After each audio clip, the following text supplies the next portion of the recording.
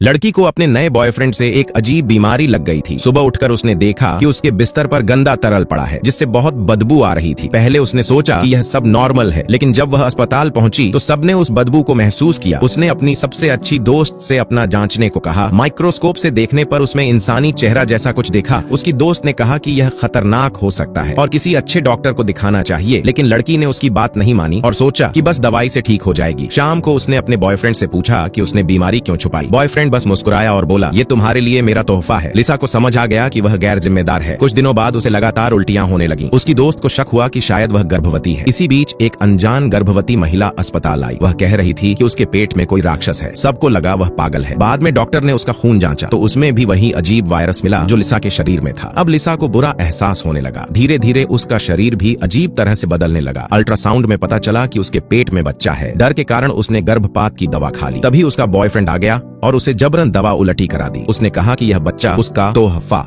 है और उसे पैदा करना ही होगा। लिसा बहुत डर गई। उसने भागने और दोबारा दवा खाने की कोशिश की, लेकिन उसका बॉयफ्रेंड पागल हो गया। अगले दिन लिसा जब अस्पताल गई तो उसकी दोस्त को भी शक हुआ कि यह आदमी इंसान नहीं बल्कि किसी बुरी शक्ति से जुड़ा हुआ है। जांच में पता चला कि यह एक नया वायरस है जिससे इंसान पागल हो जाता है और अजीब मतिभ्रम देखने लगता है। गर्भवती महिला भी इसी वायरस से मरी थी। लिसा की दोस्त ने ठान लिया कि उसके बॉयफ्रेंड को खत्म करना होगा, वरना वायरस फैलता जाएगा। लेकिन जब वह उसके घर पहुंची तो खुद गायब हो गई। इसके बाद लिसा और भी पागल होने लगी। कुछ महीनों बाद उसकी दोस्त फिर अस्पताल में आई और कहा कि वह उसकी मदद करेगी। लिसा खुश हो गई और उसके साथ घर चली गई, लेकिन वहां पहुंचकर उसकी दोस्त ने उसे बांध दिया। असल में वह दोस्त अब बॉयफ्रेंड के नियंत्रण में थी। उसने लिसा की डिलीवरी कराई। बच्चा पैदा होते ही लिसा खून से लथपथ